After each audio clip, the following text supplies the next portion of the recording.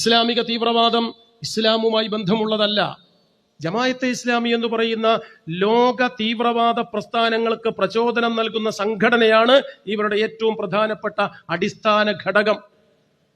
വാളുകൊണ്ടാണ്, വാക്കുകൊണ്ടല്ല ഇസ്ലാം പ്രചോദിപ്പിക്കപ്പെടേണ്ടത്, പ്രചരിപ്പിക്കപ്പെടേണ്ടത് എന്നെഴുതിയ മനുഷ്യനാണ് അബുൽ ഔല മൗദൂദി. അദ്ദേഹത്തിന്റെ ധാരാളം പുസ്തകമുണ്ട്. ജിഹാദുൽ ഫിൽ ഇസ്ലാം അദ്ദേഹത്തിന്റെ പ്രസിദ്ധമായൊരു പുസ്തകമാണ്. ഇസ്ലാമിൽ ജിഹാദ് അല്ലെങ്കിൽ ജിഹാദ് ഇസ്ലാമിൽ, അതാണ് ആ പുസ്തകത്തിന്റെ മലയാളം. അതിൽ അദ്ദേഹം പറയാണ്, 13 വർഷക്കാലം മുത്തുനബി പ്രബോധനങ്ങളാൽ നാട്ടുകാരെ പ്രചോദിപ്പിക്കാൻ നോക്കി, ഒരു ഗുണവും ഉണ്ടായില്ല. അവസാനം അദ്ദേഹം ഗഡ്ഗം എന്ന് പറഞ്ഞ വാള് കയ്യിലെടുത്തു. അതാ അത്ഭുതത്തിന്റെ വേഗതയിൽ ലോകം ഇസ്ലാമിലേക്ക് ഒഴുകിയെത്തി. വാക്കുകൊണ്ടല്ല, വാളുകൊണ്ടാണ് ഇസ്ലാമിനെ വളർത്തേണ്ടത് എന്ന് ജിഹാദുൽ ഫിൽ ഇസ്ലാം എന്ന പുസ്തകത്തിൽ ഇപ്പറഞ്ഞ ചങ്ങാതി പറയാണ് അബുൽ ഔല മൗദൂദി. അദ്ദേഹത്തിന്റെ പ്രസിദ്ധമായ മറ്റൊരു പുസ്തകമാണ് മുർത്തദ് കി ശസാ ഇസ്ലാമി ഖാനൂൻ മേം.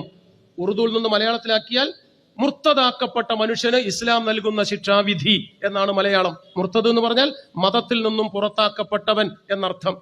മതം ഉപേക്ഷിച്ചവന് ഇസ്ലാം എന്തു നൽകണം ശിക്ഷയായി എന്ന് വിശദീകരിക്കുന്നിടത്ത് മുർത്തദ് കി ശസാ ഇസ്ലാമി ഖാനൂൻ മേം എന്ന പുസ്തകത്തിൽ അദ്ദേഹം പറയാണ്, 4 ആളു കാണുകെ മതമുപേക്ഷിച്ചവനെ നാൽക്കവലയിൽ നിർത്തി തല കല്ലെറിഞ്ഞു ഛേദിക്കലാണ് അള്ളാഹുവിങ്കൽ അഭികാമ്യമാക്കപ്പെട്ട ശിക്ഷാവിധി.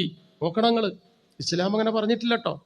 ഈ പ്രപഞ്ചത്തിലെ സകല ചരാചരങ്ങളെയും അരനിമിഷം കൊണ്ട് ഇസ്ലാമിന്റെ പക്ഷത്തു ചേർക്കാൻ പ്രപഞ്ചനാഥനായ പടച്ച തമ്പുരാന് കഴിയുമെന്നിരിക്കെ അങ്ങനെ ചേരാത്തവരോട് പ്രകോപനം പറയാൻ നിനക്കെന്ത് അധികാരമെന്ന് മുത്തുനബിയോട് ചോദിച്ചവനാണ് പരമകാരുണികനും സർവശക്തനുമായ ഇസ്ലാമിന് പരിചയമുള്ള ഞങ്ങളെല്ലാം പരിചയപ്പെട്ട അള്ളാഹു. പക്ഷേ ഇസ്ലാമിക ഭീകരവാദികൾ അങ്ങനെയല്ല പറയണത്. നിനക്ക് നിന്റെ മതം, എനിക്ക് എന്റെ മതം, അങ്ങനെയാണ്. ലക്കും ദീനുക്കും വലിയുദ്ദീൻ, അങ്ങനെയാ ഇസ്ലാമിന്റെ വചനം. നിനക്ക് നിന്റെ മതം, എനിക്ക് എന്റെ മതം, ഇങ്ങനെയാണ് പ്രഖ്യാപിച്ചത്. നിന്നെ ഏൽപ്പിച്ച ചുമതല പ്രവാചകനായിട്ടാണ്, പ്രബോധകനായിട്ടാണ്, പ്രകോപനം നടത്താനല്ല. മുത്തുനബിയുടെ വാചകാണ്. ഇറാഖോയിൽ തപസ്സിരിക്കുന്ന അന്ത്യപ്രവാചകനായ മുത്തുനബിയുടെ മനതാരിലേക്ക് പടച്ചവന്റെ കൽപ്പനകൾ എത്തിച്ചു കൊടുക്കാൻ വിധിക്കപ്പെട്ട ജബ്രിയേൽ എന്ന മലക്ക് എത്തിച്ചു കൊടുത്തതനുസരിച്ച് ലോകത്തോട് അവതീർണമാക്കപ്പെട്ട കൽപ്പനകൾ നമ്മുടെ നാട്ടിൽ വായിക്കാൻ കിട്ടുന്നതാണ്, പഠിപ്പിക്കാൻ കിട്ടുന്നതാണ്. പക്ഷേ ഇസ്ലാമിക മത തീവ്രവാദ പ്രസ്ഥാനത്തിന് വളവും വെള്ളവും ഒരുക്കുന്ന, തട്ടകം കെട്ടിക്കൊടുക്കുന്ന ജമാഅത്തെ ഇസ്ലാമി എന്ന് പറയുന്ന ഇസ്ലാമിക മതരാഷ്ട്രവാദ പ്രസ്ഥാനം അതൊന്നും സ്വീകരിക്കാനേ തയ്യാറല്ല. ഇസ്ലാം എവിടെയാണ് മതരാഷ്ട്രത്തെ കുറിച്ച് പറഞ്ഞത്? എവിടെ ഓർമ്മയുണ്ടോ നിങ്ങൾക്ക്?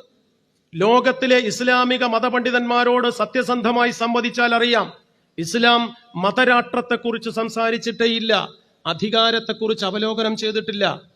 ഇസ്ലാമിൽ എവിടെയാണ് അധികാരത്തിലേക്ക് ആളെ കയറ്റാൻ വ്യവസ്ഥ? ഇസ്ലാമിൽ എവിടെയാണ് അധികാരത്തിൽ നിന്നും ആളെ ഇറക്കാൻ വ്യവസ്ഥ?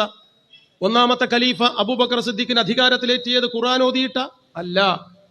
അന്ത്യപ്രവാചകനായ തിരുനബി ദീർഘകാലം രോഗശൈലിയിൽ കിടന്നുപോയപ്പോ അദ്ദേഹത്തിന്റെ അഭാവത്തിൽ ആയിരക്കണക്കിന് മതവിശ്വാസികൾക്ക് ഇമാം നിന്നു, നിസ്കാര നേതൃത്വം വഹിച്ചു എന്നത് കണക്കിലെടുത്താണ് അന്ത്യപ്രവാചകനായ മുത്തുനബിയുടെ നിർദ്ദേശമനുസരിച്ച് അബൂബക്കർ സിദ്ദീഖിന് ഒന്നാമത്തെ ഖലീഫയാക്കിയത്. ഖുർആൻ ഓതിയിട്ടല്ല.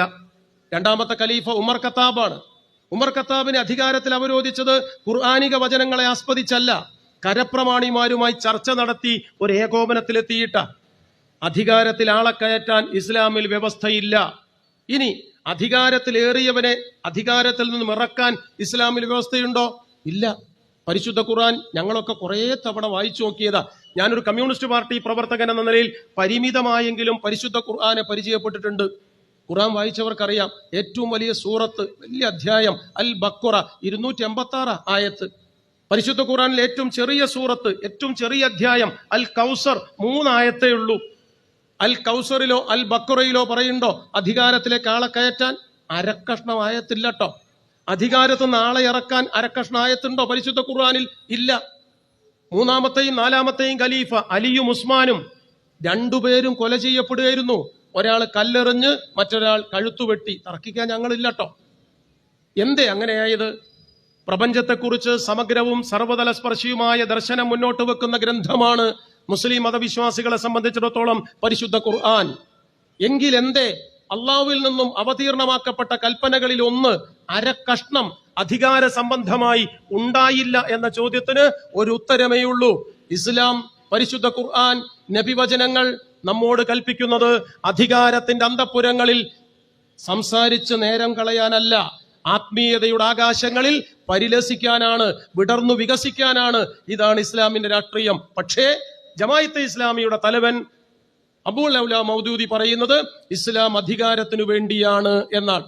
ഇനി ഇസ്ലാമിക ഭീകരവാദികളുടെയും ജമാഅത്തെ ഇസ്ലാമിയുടെയും നിർദ്ദേശമനുസരിച്ച് ഇസ്ലാം ലോകത്തിന്റെ അധികാരം കൈയടക്കി എന്ന് വെക്കുക. അങ്ങനെ വെക്കാം. സ്വപ്നം കാണുമ്പോൾ കട്ടൻ ചായയും ബിസ്ക്കറ്റും തന്നെ ആക്കണ്ടല്ലോ. എക്സ്ട്രാ കഷ്ണം വെച്ച കോഴി ബിരിയാണി തന്നെ കാണാം. രാവിലെ എണീറ്റ് പണിക്ക് പോയാൽ മതിയല്ലോ, ഉറക്കത്തിലല്ലേ. ജമാഅത്തെ ഇസ്ലാമിക്കാർ പറയുന്നത് പോലെ ലോകത്തിന്റെ ചുമതല, അധികാരം ഇസ്ലാമിന് കിട്ടിയെന്ന് വിചാരിക്കുക. ആരുടെ ഭരണമായിരിക്കും? സഖാക്കളെ, നിങ്ങൾക്കെല്ലാം അറിയാം, ഇസ്ലാമിലും അവാന്തര വിഭാഗങ്ങൾ അനവധിയാണ്. രണ്ടാണ് പ്രധാനപ്പെട്ട വിഭാഗം, ഷിയാക്കൾ, സുന്നികൾ. ഈ രണ്ട് വിഭാഗങ്ങളിലും മദ്ഹബുകൾ വേറെയാണ്. ഷാഫി, ഹനഫി, ഹംബലി, മാലിക്കി, ഒത്തിരി 4, അപ്പുറത്ത് വേറുണ്ട്. നമ്മളിഞ്ഞ് വയലിൽ പറഞ്ഞ് നേരം പോക്കണ്ട, കുട്ടേട്ടന്റെ കാര്യം പറയാൻ നമുക്ക് നേരം ഉണ്ടാവില്ല. ഞാൻ പറഞ്ഞു വന്നത്, ഇതിലേത് മദ്ഹബിന്റെയാണ് ഭരണം, ആരുടേതാണ് നിലപാട്? ലോക മുസ്ലിങ്ങൾക്കിടയിൽ ഹിമവൽ ശൃംഗങ്ങളോളം ഉയർന്നു നിൽക്കുന്ന അഭിപ്രായ വ്യത്യാസങ്ങളുണ്ട്, പ്രായോഗികമായും ദാർശനികമായും. പ്രാർത്ഥിക്കുമോ, നെഞ്ചത്താണോ കൈകെട്ടി പിടിക്കേണ്ടത്, വയറ്റത്തമർത്തി പിടിക്കുകയാണോ വേണ്ടത്? തർക്കം നടക്കുക. 21 CD ഞാൻ കണ്ടുനോക്കി, നമുക്ക് പിടുത്തം കിട്ടിയിട്ടില്ല. മയ്യത്ത് കബറെടുക്കുമ്പോൾ കല്ല് കിവിലക്ക് നേരെ വെക്കണോ, അല്ലാതെ പറയാൻ വരുന്ന അപ്പുറത്തെ ഗ്രൂപ്പിൽപ്പെട്ട മൗലവീന്റെ അണ്ണാക്കിലേക്ക് കയറ്റണോ? നിന്റെ നാട്ടിൽ തർക്കം നടക്കുക. ഞങ്ങൾക്കതിൽ താല്പര്യമില്ല. എന്തുകൊണ്ട്? അരിക്ക് വില കുറയണം, പെട്രോളിന് വില കൂടരുത് എന്ന് പറഞ്ഞ് പോസ്റ്റ് ഓഫീസ് പിക്കറ്റിംഗ് വെക്കാൻ ഞങ്ങൾക്ക് ഡേറ്റ് ഇല്ല. എന്നിട്ടല്ലേ ഇതിന്റെ തർക്കത്തിന് നിൽക്കല്? ഞാനെന്ന് വിശദാംശങ്ങളിൽ പോണില്ല. പറഞ്ഞു വന്നത്, ഇസ്ലാം അധികാര രാഷ്ട്രീയത്തെ കുറിച്ച് സംസാരിച്ചിട്ടില്ല. ഇസ്ലാമിക ഭീകരവാദികൾ നമ്മോട് പറയുന്നത് ഈ രാജ്യത്തെ വഞ്ചിക്കാനാണ്. അബൂൽ ഔല മൗദൂദിയുടെ പ്രധാനപ്പെട്ട ഒരു പുസ്തകമുണ്ട്, മുസൽമാൻ ഓർ മൗജൂദ സിയാസി കശ്മകശ് എന്നാണ് പുസ്തകത്തിന്റെ പേര്. ഉറുദു എന്ന് മലയാളത്തിലാക്കിയാൽ മുസ്ലിങ്ങളും സമകാലീന വെല്ലുവിളികളുന്ന മുസൽമാൻ ഓർ മൗജൂദ സിയാസി കശ്മകശ്. അതിൽ അദ്ദേഹം പറയുന്ന വാചകം, രാജ്യത്തിനു വേണ്ടി ബ്രിട്ടീഷുകാർക്കെതിരായി നടത്തുന്ന പോരാട്ടം തെറ്റാണ്, അനിസ്ലാമികമാണ്, തൗഹീദിനെതിരാണ്. കാരണം എന്താ? വെള്ളക്കാരനായ മുസ്ലിമിന്റെ കയ്യിൽ നിന്ന് ഇന്ത്യക്കാരനായ മുസ്ലിമിന്റെ കൈകളിലേക്ക് അധികാരം കൈമാറ്റം ചെയ്യപ്പെടാനുള്ള വൃഥാ വ്യായാമമാണ് സ്വാതന്ത്ര്യ സമരമെന്നിരിക്കെ അതിൽ പങ്കെടുക്കുന്നിടത്തോളം മോശപ്പെട്ട മറ്റൊന്നില്ലെന്നറിയുക. മുസൽമാൻ ഓർ മൗജൂദ സിയാസി കശ്മകശ്. മൂപ്പരുടെ വേറെ പുസ്തകമുണ്ട്, തഹ്രീക്കെ ആസാദി ഓർ മുസൽമാൻ, സ്വാതന്ത്ര്യ സമരവും മുസ്ലിങ്ങളുന്ന ആ പുസ്തകത്തിന്റെ മലയാളം. ആ പുസ്തകത്തിലും അദ്ദേഹം പറയുന്നത് ഇതേ മുദ്രാവാക്യവും നിലപാടാണ്. വിസ്താര ഭയത്താൽ ഞാനത് ഒഴിവാക്കുകയാണ്. പറഞ്ഞു വന്നത്, ഇന്ത്യ രാജ്യത്തിന്റെ സ്വാതന്ത്ര്യ സമരത്തെ ഒറ്റുകൊടുത്ത, മുസ്ലിം മതവിശ്വാസത്തിന്റെ മരണം വിധിക്കുന്ന, ഇസ്ലാമിക മതചര്യകളെ പൂർണ്ണമായും വ്യഭിചരിക്കുന്ന, വർഗീയ വിധ്വംസക നിലപാടുകൾക്കും തീവ്രവാദ കുലാക്കുകൾക്കും കുടിലുകെട്ടി കൂകിയാർക്കാൻ അവസരം കൊടുക്കുന്ന ലോകത്തിലെ എല്ലാ ഇസ്ലാമിക മതഭീകരവാദ പ്രസ്ഥാനങ്ങളുടെയും തലതൊട്ടപ്പനും തമ്പുരാനും എന്ന് വിശേഷിപ്പിക്കാവുന്ന ജമായത്തെ ഇസ്ലാമിക്കെതിരായ പോരാട്ടം നാം അഭംഗുരം തുടരണം, അനവരതം സംഘടിപ്പിക്കണം. ഇതാണ് CPIM-ന്റെ നിലപാട്.